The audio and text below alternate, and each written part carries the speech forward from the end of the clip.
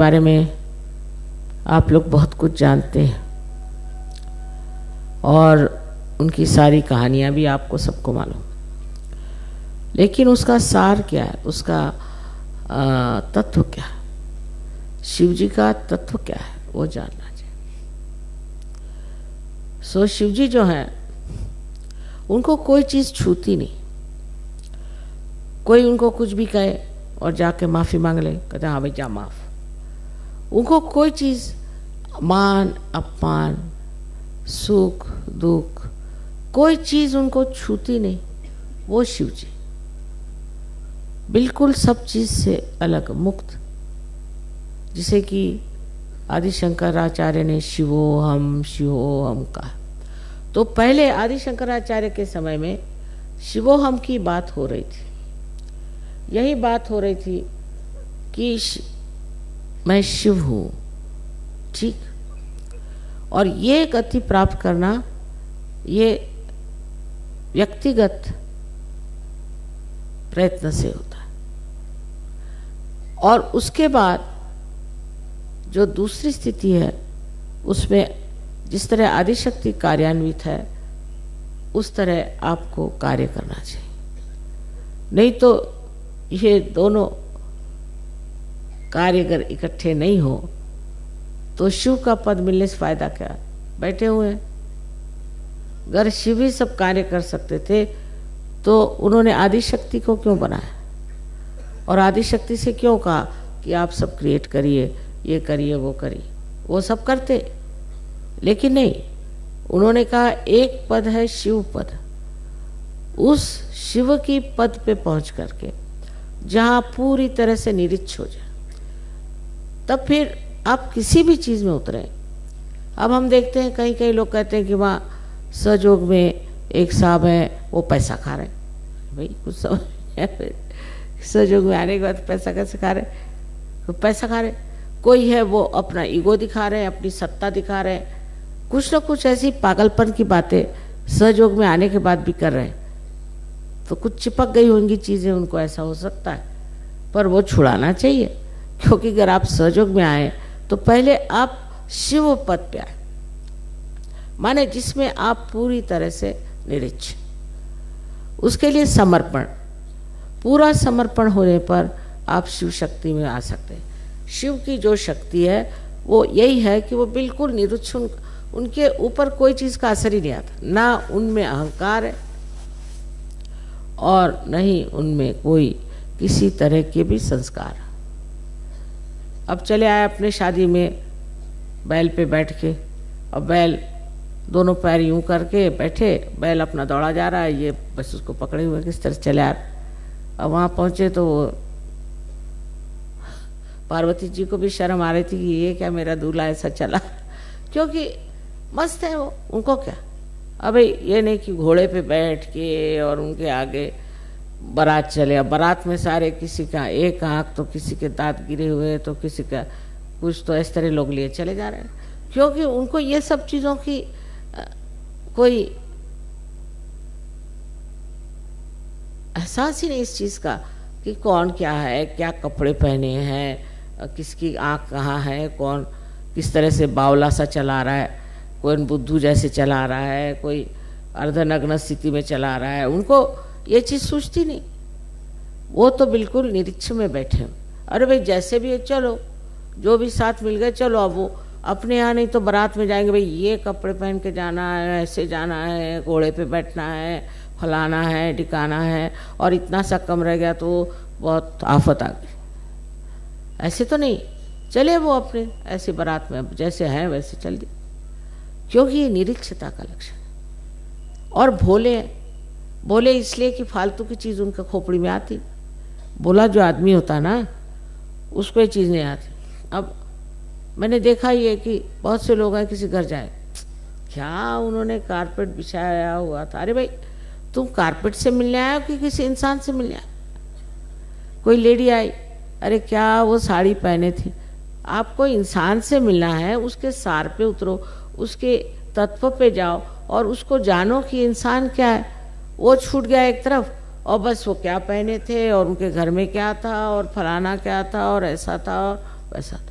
इतनी नज़र जो है ऊपरी नज़र से देखने का जो तरीका है, ये शिव का तरीका है। अब उन्हीं को देखिए उनके जीवन में वो कैसे जाके बैठ गए हिमालय पर।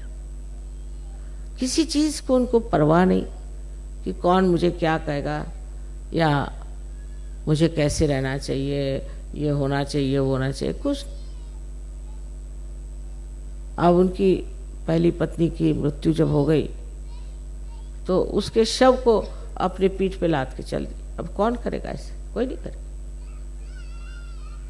उनके सारे तरीके अनोखे हैं, क्योंकि वो अनोखे हैं। किसी चीज़ के बारे में उनको ये नहीं है कि ऐसी तरह से होना चाहिए, उसी तरह से होना चाहिए, कुछ।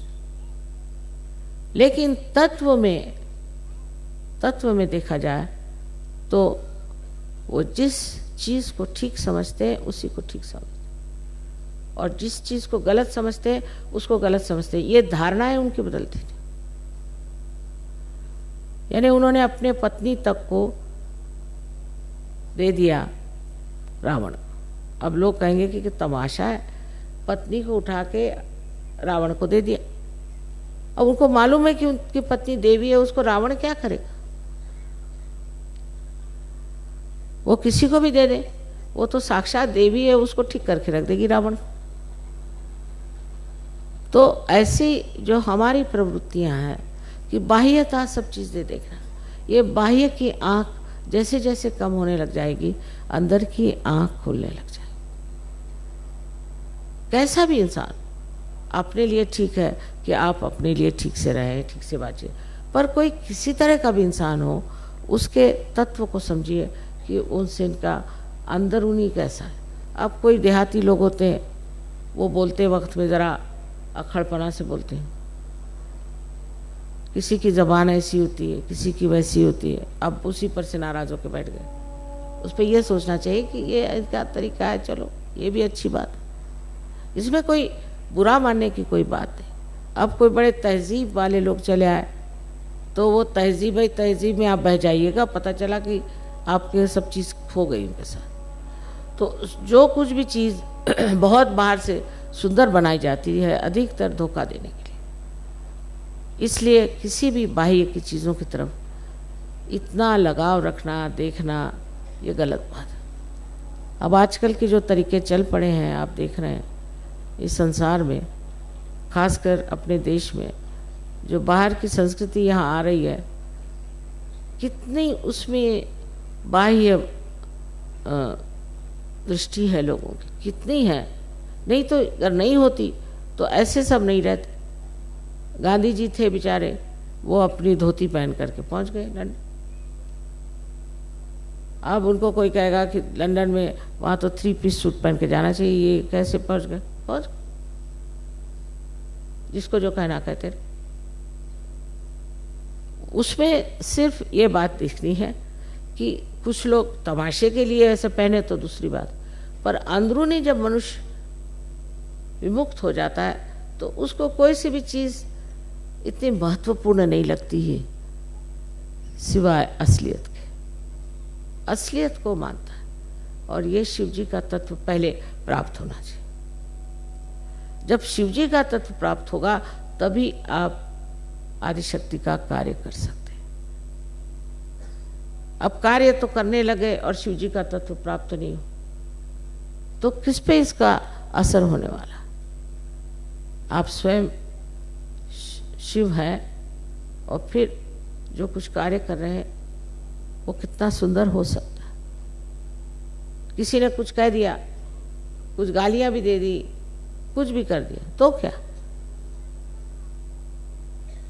इसकी व्याख्या श्री कृष्ण की है सिद्ध प्रज्ञ शिव की स्थिति की, कि जहां कुछ भी हो रहा है होने दो, किसी के कहने से क्या मतलब। लेकिन अंदर का जो तत्व है वो साफ होना चाहिए, अंदर का तत्व बिगड़ना नहीं चाहिए। और दूसरों में अगर बिगड़ा भी है तो भी कोई अर्ज नहीं, उसको आप ठीक कर सकते हैं। दूसरों को आप बुरा कहेंगे लेकिन अपने को नहीं कहेंगे तो आप कभी नहीं ठीक हो सकते।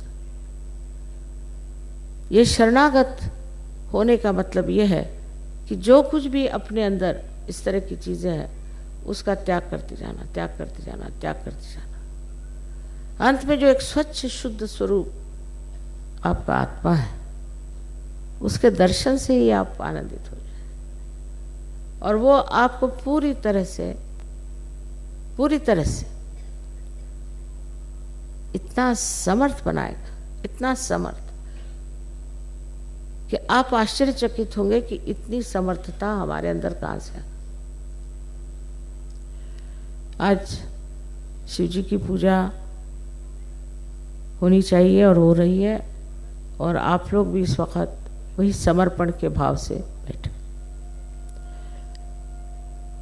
और जो समर्पण का दूसरा हिस्सा है जिसमें कि हमने ये पाया है, हम आत्म साक्षात्कारी हैं, हम लाखों में एक, ये हमें प्रदान हुआ है, आशीर्वाद मिला है, और हम इसमें कितना योगदान देते हैं, कितना कर पाते हैं, इसका भी अंदाज़ा लगाना चाहिए।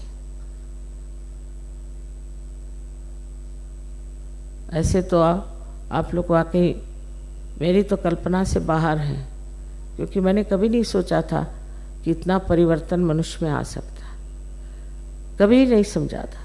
उस हिसाब से तो इतना कार्य हो गया है।